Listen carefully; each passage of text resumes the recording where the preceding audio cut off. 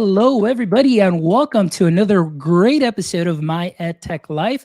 You may be asking yourself, what's going on? It's Monday. Yes, that's right. It is Monday. Usually our shows are in the evenings or on Saturday mornings, but guess what? I am on vacation. And what does that mean? We are going to podcast. So I am so excited to be here with y'all this morning. And for those of you that are following and are joining us live at this very moment, please make sure you drop your comments in. Let us know where you're joining us from. We'd love to hear from you. But as always, thankful for your support in making my EdTech life what it is today. Thank you so much. As you know, our mission, our vision, and our passion is to connect educators and creators one show at a time. So I am really excited about today's guest who is kicking off this, 2-week podcast extravaganza that kind of came to fruition organically, but she is our first guest kicking it off. And she is a wonderful educator, an EdTech coach. I have seen her and like I was telling her in the backstage area, like kind of see her grow professionally, and the work that she is doing is something that is amazing and inspiring. And again, we're going to be talking about that professional growth and what it takes to be an EdTech coach. But today, this morning, I want to welcome the always amazing and wonderful Roxi Thompson to the show. Roxy, how are you doing this morning? I am doing great, Fonz. Thank you so much for having me on this show. I'm so excited to be here. Oh my gosh, yay! My first familiar face. I'm like, that's what I needed, to see someone I knew. So Yes, of hi, course. Kim. Yeah, I'm just excited to be here. All right. So yeah, look, we're getting some people. Kim, we've got Kim here. We've got John also as well, who's joining us here this morning. And so I'm really excited about today's conversation. And so again, we can just go ahead and get started. So Roxy, I'm going to be honest with you. And like I mentioned to you, once everything shut down, 2020, started the podcast, made connections with Global GEG. And somewhere along those lines, your name started popping up a lot, quite frequently. And we all know that during that time, for a lot of educators, it was a time of professional growth as we were all kind of scrounging and seeking what we can do to help our teachers, during virtual instruction and so on. And, there's a lot of names that really stood out, but I kept seeing your name in a lot of events, in a lot of communities that I also am part of. And to see your work from then until now, following you on social media, I really am glad that you agreed to be on the show, because definitely can pick your brain with the wealth of knowledge that you have and the amazing things that you're doing. Because there may be some teachers out there that may think about transitioning into an ed tech coach role, or maybe there's going to be some first year ed tech coaches this year. So we'll definitely learn a lot from you today as far as what it takes and maybe some of your best tips and best practices. But before we get into that, as you know, first segment of the show is the superhero origin story. So I got to know, Roxy, has education always been something you wanted to do, or was it something that you kind of fell into? So if you can give us a little bit about or share a little bit about your journey in education. Yeah, I think I'm somewhere in the middle, maybe, if I had to, be on the spectrum of knowing what I wanted to do and falling into it. I am originally from California. So I graduated from Cal State Long Beach with a degree in political science and some sort of vague notion that I wanted to work for the federal government. That's about all I had figured out at that time. So I got my first job out of college with an agency in the Department of Treasury in Los Angeles, and it was really interesting. I got to travel around California, and I was telling Fonz before the show, before that, I didn't realize that there was farmland in California. Like, I thought all of California looked like Los Angeles because I had been absolutely nowhere up until that point. So it was nice to get out. But after a couple of years on that job, I realized two really important things. One, that I wasn't really passionate about the work. And I knew whatever it is I decided to do, I really wanted a career that I could just like pour my whole heart into. The other thing that I realized was that I really miss being in school. Like, I miss being in an educational environment. So I decided to go back, get my master's in political science. And I love the the experience of that program so much that I thought, okay, new plan, I'll get my PhD, I'll become a college professor, I'll spend the rest of my days on college campuses teaching political science, talking about political science. Like, I'm like, yes, this is my new life plan. So that was going great until kind of towards the end when I started to realize, like, I don't know that my personality right now is best suited for that. I kind of felt like I needed something where I could see the impact I was having a little more concretely on a daily basis, where I could see how I was helping people, being of service to people, it just in more concrete ways than being a professor. So I graduated, I got another federal government job, Department of Labor, and I had the same feeling. I enjoyed the work. I thought it was really important, but I wasn't personally passionate about it. And I missed being in an educational setting all over again. So I was kind of right back to where I had started. And I thought, okay, I've been focused on higher ed. Maybe I need to think about K-12. And that was probably the first time in my entire life, since I played school during the summer in second grade, that I thought about being a K-12 teacher. Around that time, I moved to Arizona, and so I looked at the Arizona State University, found a program called I Teach that was geared towards people that were coming from a second, they already had a career, they were kind of switching over.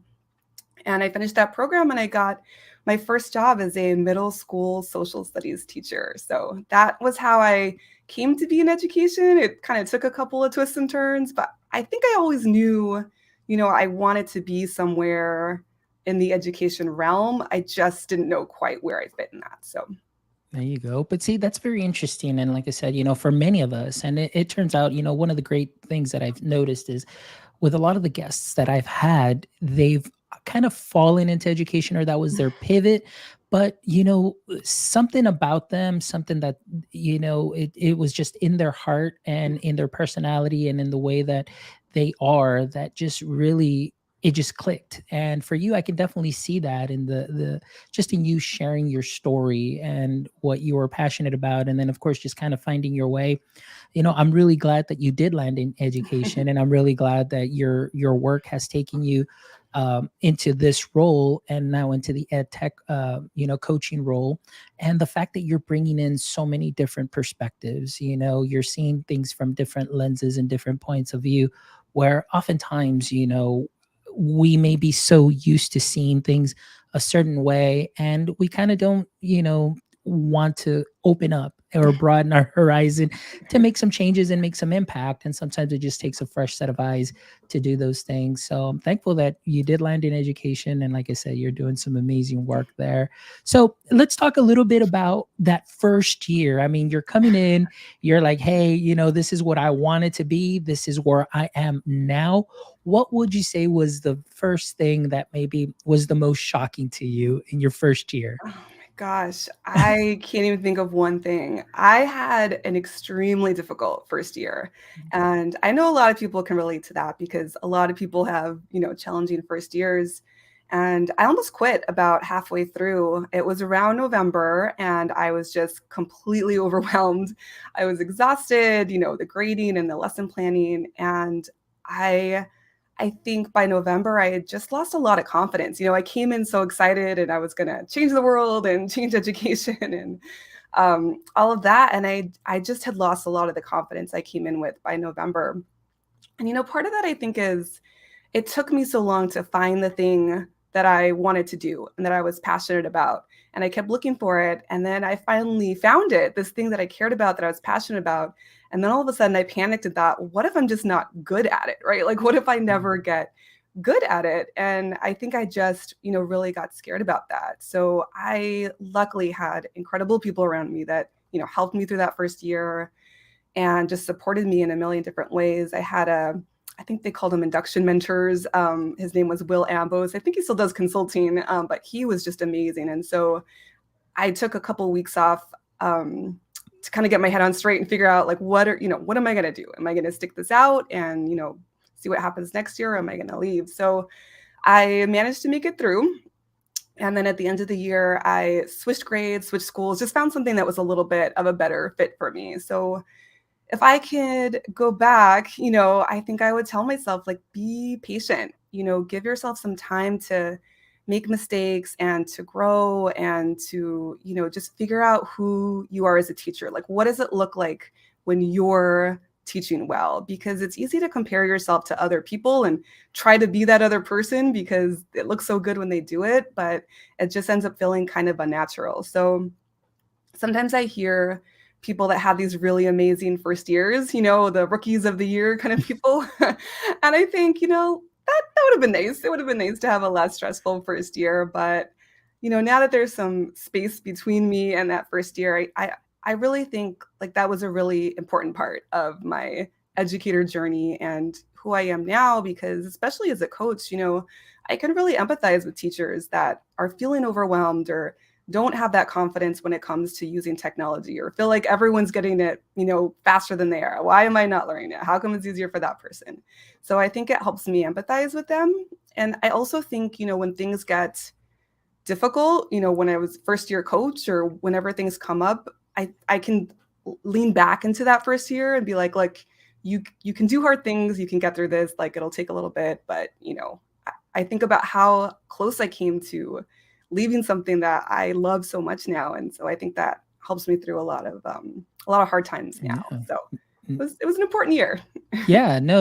And the way you describe it, it's something like actually we had Scott Noons on the show on Saturday, and he talked a little bit about that, Oh, as far I as just watched that. yeah, the first year he goes, Yeah. you might want to come out, just running and being that first year teacher MVP, first year, teacher of the year. But he's like, some of the best advice that I can give you. And I guess he gave it for any teacher be just to take it nice and slow, and just to continue to learn and doing those things. And one of the things that you talked about that I kind of want to bring up again was the induction, the mentoring.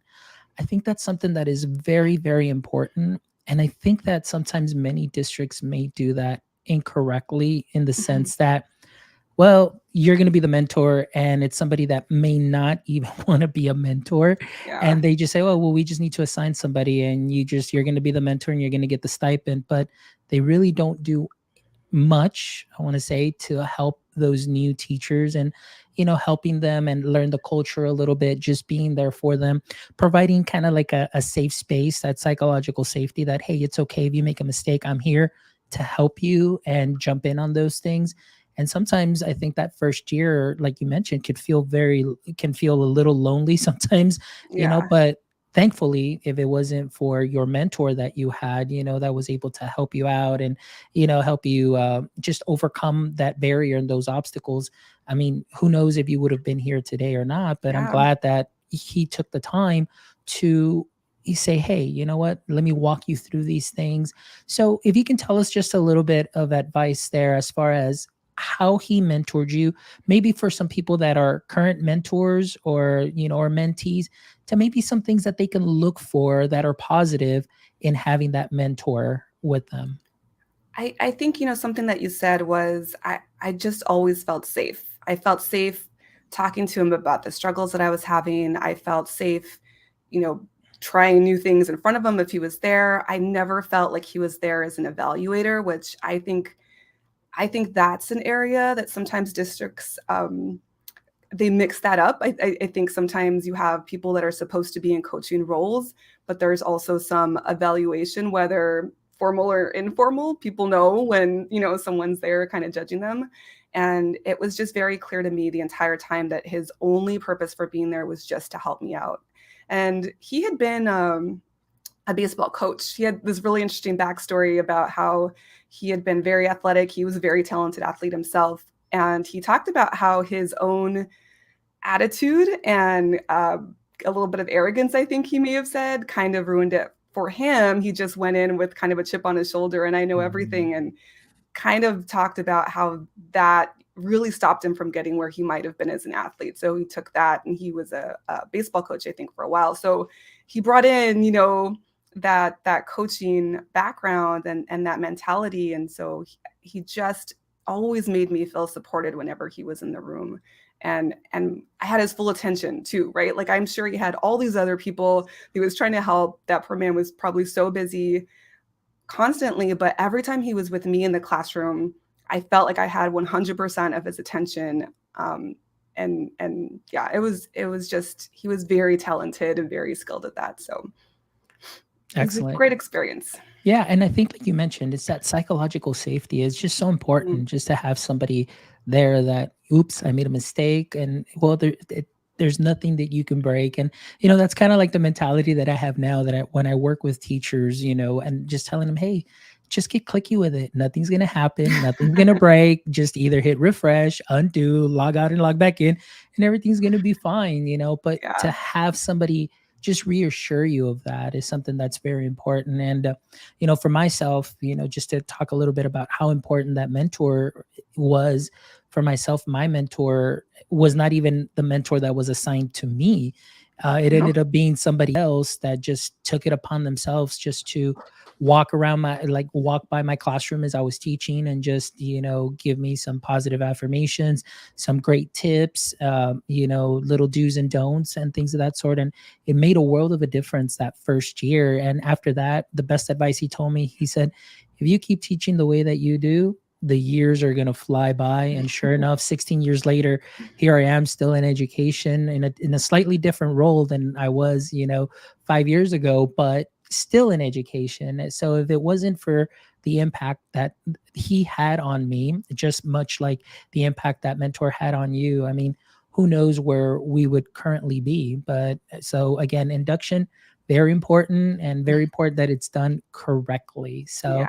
awesome. All right. Well, Roxy, let's talk a little bit about why the topic of the show here. I've noticed again your growth from 2020 up until now, and you're doing some amazing work within your district. I see your social media and some of the things that you're really doing to sharpen your skills. You are just on your A game every time I see you, that you're learning something new that you're going to bring into your teachers. And of course, we all know that for leaders, district leaders such as yourself in these coaching roles, it takes a lot of time for us to prepare, so that way we can go ahead and share that knowledge with teachers. But can you talk to us about your story as far as how you moved from classroom to EdTech coach role, and maybe some of the, I guess, advice that you can give to anybody that would love to be in this role or is currently in this role?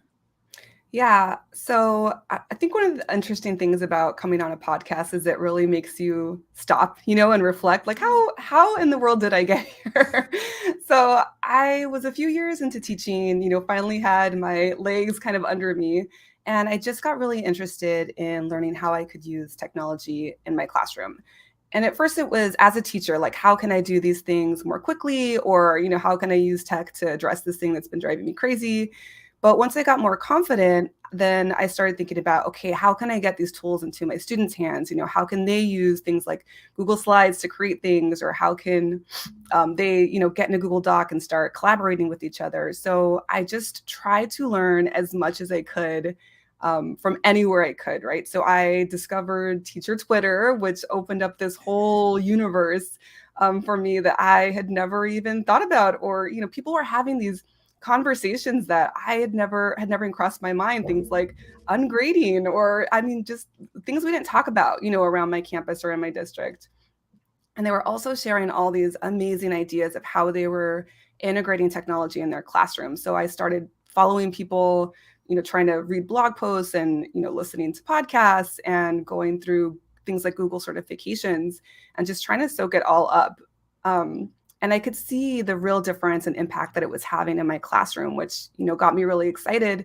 And I think when I really saw like the magic of it was when I started to dive into blended learning and blended learning strategies.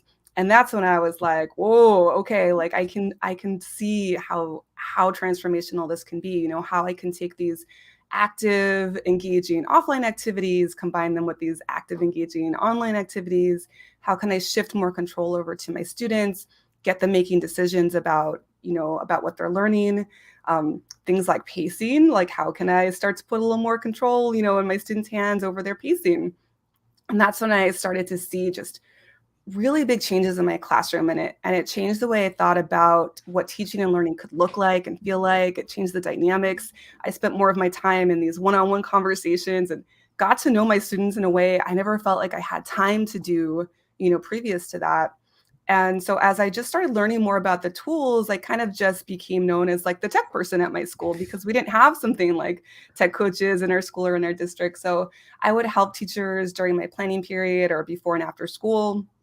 There were some summer conferences where I did some PDs, and I loved it. I mean, I loved the feeling of helping teachers do things in their classroom. And it happened to be tech, but whatever it was, the idea that someone that had the first year that I had, that I was in a position where I could see a teacher that was lacking some confidence, and I could show them like how they could do it, how they could learn, to use these tools in their classroom, and just the excitement that they felt afterwards was just so rewarding. So as much as I was loving using the technology in my classroom and, year by year, just kind of getting better at it and feeling more confident, I started to think, okay, this isn't something that was a district-wide initiative or a school-wide initiative. It was kind of just me in my classroom for the most part. And I started thinking, well, what if I was in a position to help more teachers do this outside of my classroom? What if a whole grade level did this? What if a whole school did this? What if a whole district was doing this? What kind of transformation could we really see? So I decided to kind of take the leap and had some connections. I knew someone from, I think it was like a Google Trainer boot camp or something like random that I connected with on Twitter. So when his district had this role open up, I applied for it and got it. So, I mean, advice is just, I think, you talk a lot on your show about connections. That is huge. Finding people that are doing things that you are interested, figuring out what are they doing, how are they learning, what conferences are they going to, and then just diving in. I can't tell you how many YouTube videos I watched over those years, just trying to learn how to do all this stuff. And I still do, daily when I'm trying to figure out how to use a new tool. So, if this is something you're passionate about, there's so many resources out there, no matter what kind of learner you personally are. But reach out and connect with people. And, the people on Twitter are so open and so willing to share and to talk. It's amazing. So and if you're not a social media person, there's other ways to do that. But I will say, for me, Twitter was pretty close to, I don't like the phrase game changer, but it's the closest thing I would call it, calling a game changer for me personally. Yeah, no, and I agree with you. The power of connections is something that's huge, and that's one of the biggest things. And of course that's the whole premise of the show, is just connecting educators, because collectively, I mean, we can do so much in moving the needle, education needle forward, but also just the connections that you make and the learning that happens, and that's something that is amazing. So going back to your learning and that passion, I mean, just the way that you sharpened your skills, of course, during pandemic. I know you did a lot of sessions, or you were present at a lot of the sessions that we were at with, the Google certified trainers, and then you did the Google Coach and doing all of this. So hopefully you're going to sign up for Google Innovator, because I would definitely love to help you with that too.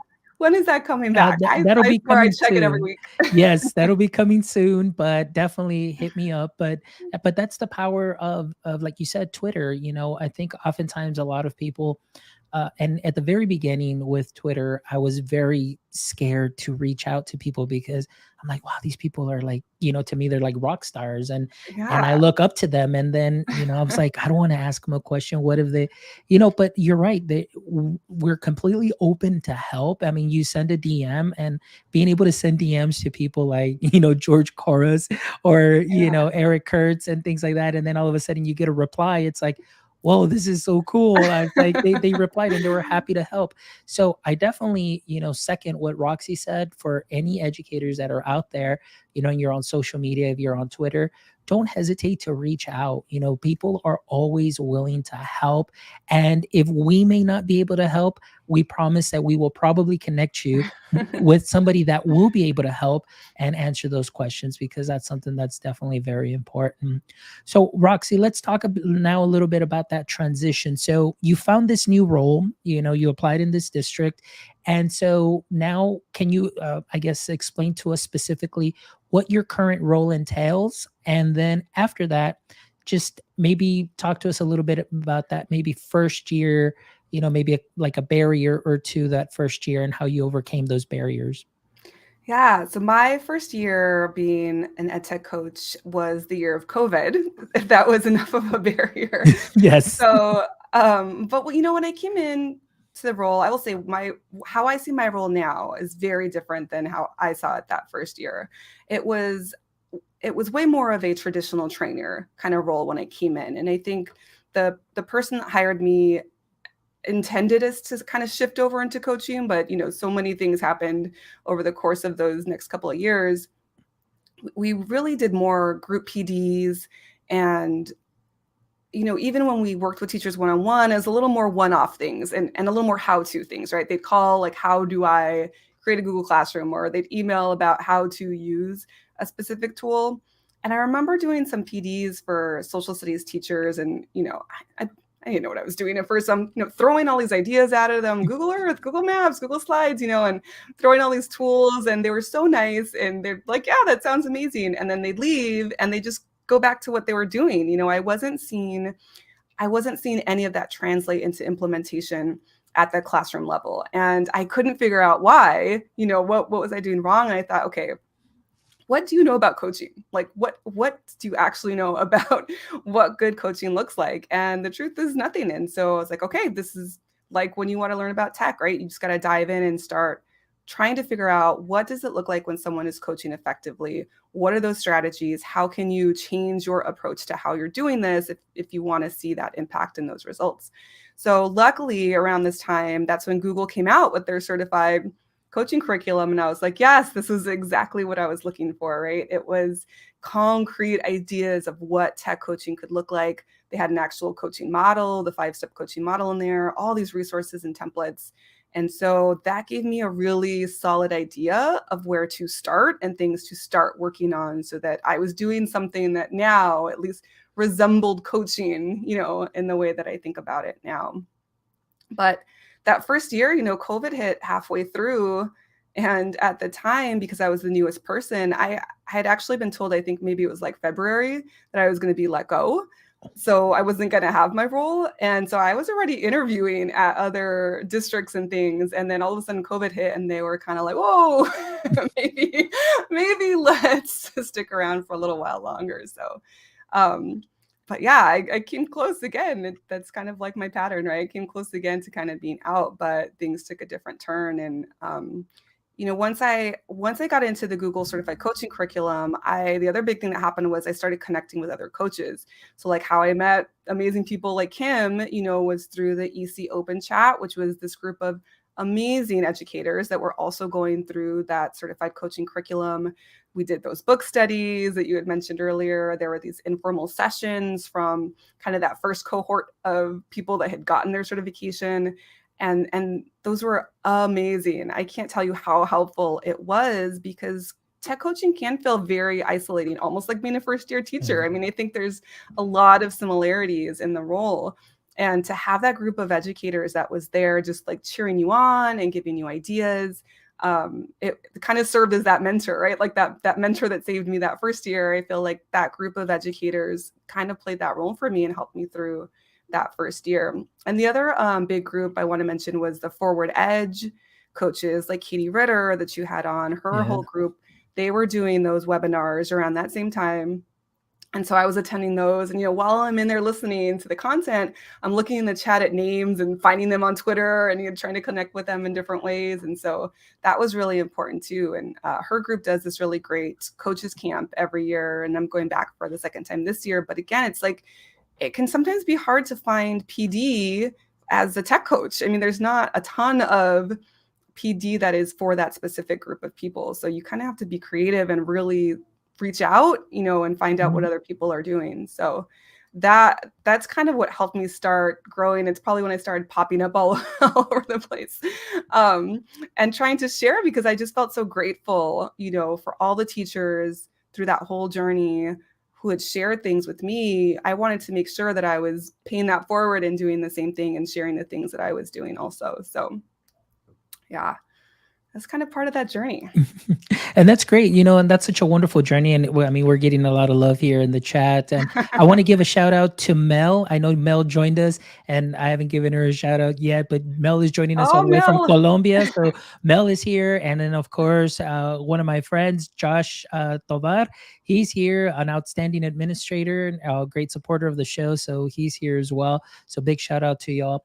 But we're going back to what you were saying, Roxy. I think that's so important that now I think finally we're starting to see a little bit more of that PD developing for, that specific ed tech coach role, because as you mentioned, at least in my district, we really don't have that role, like, per campus at all whatsoever. It's just actually up until last year, it was only one of me for 14 schools, K through 12. This last year, I have a colleague now that we brought on. So now it's two of us for Yay. 14 schools. But as you can tell, like, I mean, it just kind of, it still is going to be something that's very difficult, 14 schools. But it's Yeah. something that we need to start developing and start thinking about, the greater good, and being able to have somebody on campus to be able to help and to be able to be that extension of the overall vision and the overall goal that the district may have as far as technology implementation, and to be able to kind of have eyes and ears, and just to kind of check out the climate, like what's working, what's not, what can we do and change, and be able to react to those things and change them up, and see what we can do to better those things. But as for you, what you mentioned, being able to reach out and see, as part of those groups, I love it, because I do that too, where I'm like either at a conference or something virtual, and I'm kind of like just lurking in the background, just seeing like what names are here. And it's like, all right, I'm going to Yeah. follow them and go look at their stuff, and then be able to connect with them. That's something that's very important. So like you said, I know that I'm seeing a lot more. Actually, they just have a coaches thing going on this last weekend, I think, Yeah. in person. And I know that they'll be doing the virtual one as well. And I know that there are other, let me see, I think there's other organizations that are out there that are doing stuff with the ed tech coaches. So that's something that's great. But again, going back to the power of connections, just on Edgy Twitter, just like you said, you met Kim, like I've met Mel and Josh and John, through those connections. Definitely great people that you can connect with and learn from too as well. All right, so Roxy, then talk to us a little bit now. I know you said, and that's really where I started seeing you, like you started popping up on social media and just sharing. And I love that concept, that you're giving back to, yeah, I guess, like I always say, giving back to what has already given so much to me, like for me in education, and for you to be able to give back, the information that you put out there. And if you don't follow Roxi Thompson yet, please make sure you follow her, and you'll see her contacts on the podcast notes. But please make sure you follow her, because she definitely does share a lot of great information, a lot of great resources that can be very helpful to you, either as an ed tech coach or even just for yourself as personal PD for yourself to, better implement technology in your classrooms. But I started seeing you posting and posting and posting, and seeing that growth, and now, seeing you here on the podcast. And I'm very thankful that you get to be here and to share your story. But I would love to know, currently in your role right now, where do you see this role of ed tech coach within your district? Where is this something that's going to continue to grow, or do you see this as something like kind of still right now we're in a wait and see stage to see how this is going to work? Yeah, that's a great question. I brought back, once I had gone through the coaching curriculum and done a couple of cycles and was, getting certified, I felt confident enough to bring that to my boss as like, hey, I think this is where we need to go. At the very least, I would like to see like my personal position transition a little more towards the coaching and away from that more traditional trainer role. So she was on board, and it was just like, yes, let's keep talking about this. And this past year, we started our first, we call it the distance learning program, but basically our first online program. And so I was the instructional technology coach for that program. So it gave me a chance to really try these things that I had been learning about and talking about, and actually apply them with this group of teachers that were going to be our first online teachers. So to work on those coaching skills, like, asking questions, building relationships, all of that stuff. And it worked so well. And I'm not at all going to take the credit. Those teachers are amazing. I mean, just trailblazing troopers because, we didn't give them training to be an online teacher, right? They really, they took on a lot, and they were very gracious with the fact that I was learning to be a coach and very patient with me. And together, we just made this whole thing work and kept that thing standing no matter how many times we had to kind of duct tape it together. And now it's going to be its first standalone online school next year. So I think they saw how effective this coaching could be, this one-on-one coaching that I've, really been pushing for. And so moving into next year, we're actually adding a new coach. So I have someone else that's on my team. But we hired someone, and when we hired this person, we talked about where do we want to go with this role, right? Do we want someone that's going to be more of a traditional trainer, like people have typically been, or do we want to start moving the whole team towards more of a coaching role? And so my boss was all on board with the coaching. Like, we need to now take what we've learned from this online school and start spreading this more into all of our, brick and mortar classrooms, the other 32 schools in our district. So so we have 3 people on our tech team for 32 schools. So it's a lot. So I completely understand, Fonz, where you're coming from. So I do think there's a lot of potential to keep growing this idea of tech coaching in our district. I think it's going to take a lot of advocating on the part of those of us like me, that really care about this and believe in it. And I think we really need to think creatively about how to try to reach all these different teachers because it's such a huge school. So I've really been trying to get to do a little more digging into virtual coaching and how they can help address some of the things that are challenging about trying to get to so many different teachers. And how to take the things that we did in the online school and translate them into brick and mortar, which is odd because most people had to take what they knew about being in person and translate it online. We're a little bit backwards. So I want to really make sure that the things that I learned this past year in the online program, that I take that moving forward. And I will say one of the big things that I had not thought about was forming relationships with admin.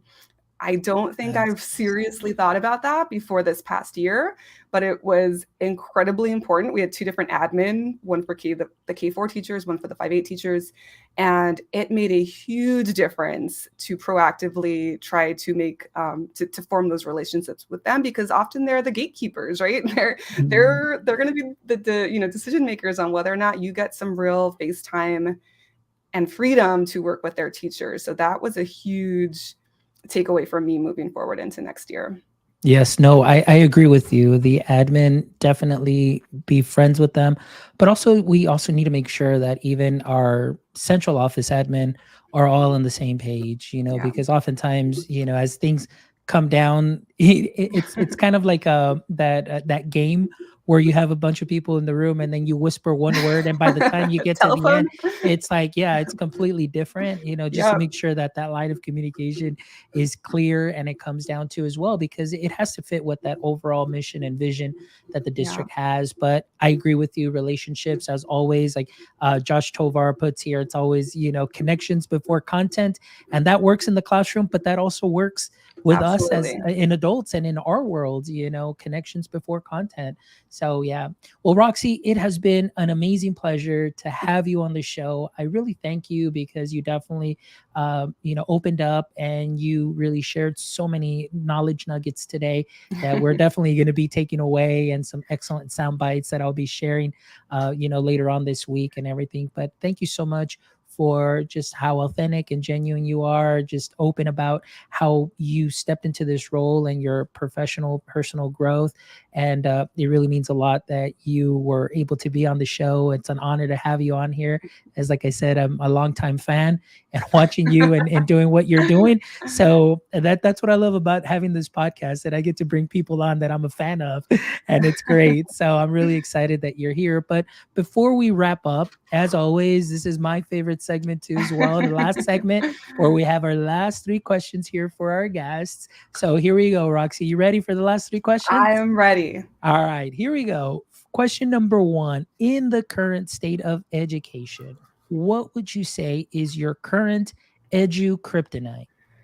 All right. So currently, I would say creating systems in which our teachers don't feel trusted and they don't feel like they have the autonomy to make decisions in their classrooms. And I feel like that's been something teachers have felt like slowly slipping away from them. But I kind of feel like coming out of COVID lockdowns, many teachers feel like that's been accelerated. And I just think it's so important that our teachers feel like they have the space and the opportunity to try new things, to innovate, to fail, to learn from that, and to figure out, what works best for those students that are in front of them in their classrooms. And I know that there's a lot of concern about our students coming out of lockdown and whatever it is your district calls it, learning loss, learning gaps, being behind on learning, whatever it is, they call it. But I don't think the appropriate response to that is to tie our teachers' hands and try to force them into, all teaching the same exact way and the same exact day. I think what our students really need is for us to create these learning environments that address their individual needs, that, where people are finding out, like, what are they interested in? What are they passionate about? Let's get them excited about coming to school, so that they want to be there. And the people that are uniquely situated to know that are those teachers that are there with them every single day, that can kind of, take that curriculum, take what they know about their students and find that magic, that magic recipe of making that come to life for their students. So I think we really need to find a balance. Let's support our teachers that are struggling. If they're having difficulties choosing instructional strategies, okay, let's support them. If they're having difficulty collecting data and using that to inform lessons, let's support them with that. Let's figure out what they need and help them grow as teachers. But they still have to have that ability, to make those decisions because they're the ones in the classroom every day with their students. And so I think they need to feel like they have the support and the space and the permission, let's call it, to make those decisions. Excellent. Great answer. All right. Next question, Roxy. If you can have a billboard with anything on it, what would it be and why? So I think it would be something to the effect of nothing worth having comes easily, which I think maybe is some sort of, shortened version of a Theodore Roosevelt quote, maybe. I'm not sure. But I really relate to that because everything that I've done, especially in the education field, has taken a lot of work. Nothing has come easily to me. And I don't know if you know this, Fonz, but I'm a huge Taylor Swift fan. I am a Swiftie, and Taylor Swift has a song called Mirrorball that has a line that goes, "I've never been a natural. All I do is try, try, try." And I love that line because, I talked about my first year teaching. Nothing about teaching or working with kids came naturally to me. I had to work really, really hard at that. And when it comes to technology, sometimes I think teachers will say, like, "Oh, well, it's easy for you. It comes naturally to you to use technology." Like, that's not true at all. I spent hours watching videos, reading books, reading, blog posts, listening to podcasts, going to Google boot camps. I mean, I put a lot of time and work into that to learn and grow. It didn't come naturally to me. And even as a coach, coaching requires a lot of patience at times. I am not a naturally patient person, like, at all. Ask anyone that knows me. But I work at that, every single day because it's something that I care about and I want to get better at it. So I think it can be easy to get discouraged when things don't come right away. We know that about our students, but it's true about us as adults also. And I think we just need to remember that, you have to be willing to put the work into it. And if you care about it, you will get there. You got to give yourself that time and figure out, find the resources to grow in whatever it is you're looking to grow in. Nice. Definitely. I love that. Love that. And thank you so much for sharing that. All right. And then of course, here we go. Josh is already waiting. He's waiting for this. All right. So Roxy, so when the EdTech coaching podcast with Roxi Thompson opened up, and let's pretend that this is it. All right. So I'm just throwing it out there, All right. Roxy. All right. So if this was your show this morning and you have one question to ask me, what question would it be? Yeah, okay. So I have started to see the word metaverse popping up in a lot of like my Twitter feed and getting popular, and I know little to nothing about what this means in education. So Fonz, I think this is an area that you're interested in, right? Or Yes. you okay. Okay. So if maybe you could shed a little light for those of us that maybe want to start learning, like what is the importance of the metaverse for educators and us EdTech coaches, and maybe who should I be following if I want to learn more about this? Ooh, okay. Actually, I have a couple of blog posts that Okay. you can go ahead and check out on that on the metaverse. But All right. really, this is something that I am really excited about. I always love to see where the future of education is going to go. But first of all, I always think future of work. Where is the future of work? And then try and tie that in to the future of education. So right now, the current state of the metaverse is it's really kind of starting to come to fruition, sort of. It's kind of being built, and right now a lot of people think like, oh, all it is just the avatars and there's businesses and so on. But I want you to think about this, and many times as educators we don't think about or making these connections, but our students are already kind of being primed or have been primed for this future that's coming. Because if we take something like Roblox, you take something like Fortnite, you take something like Minecraft, where they can already buy digital assets. So, in Fortnite, they can buy, skins. In Yeah. Roblox, they can buy certain things. That's exactly what is happening right now in the metaverse. So the metaverse isn't something that is brand spanking new. It's something that has already kind of started evolving from that point.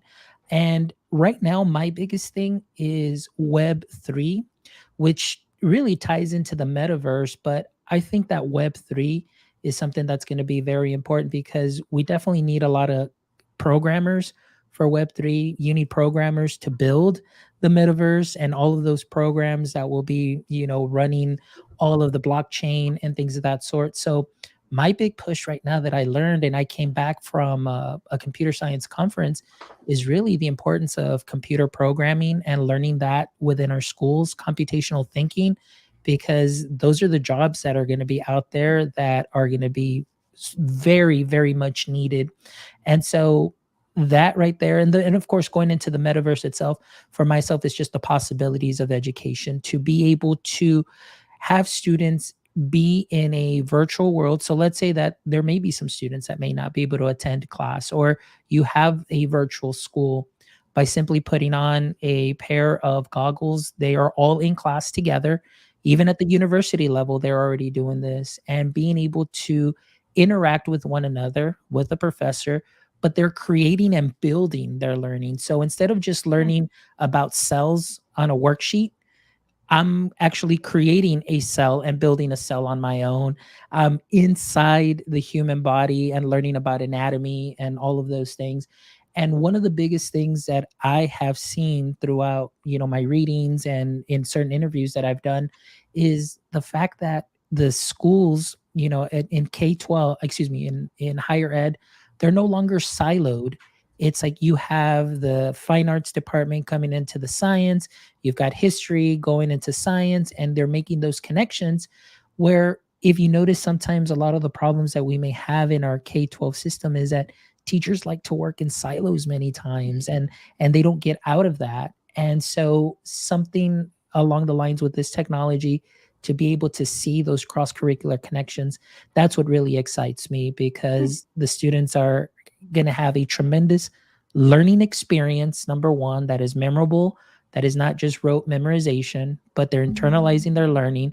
And it's a skill that they'll be able to take on from grade to grade. And it's something that's going to prep them for the future of learning in the higher ed space, where there's a lot of AR, VR, extended reality being used.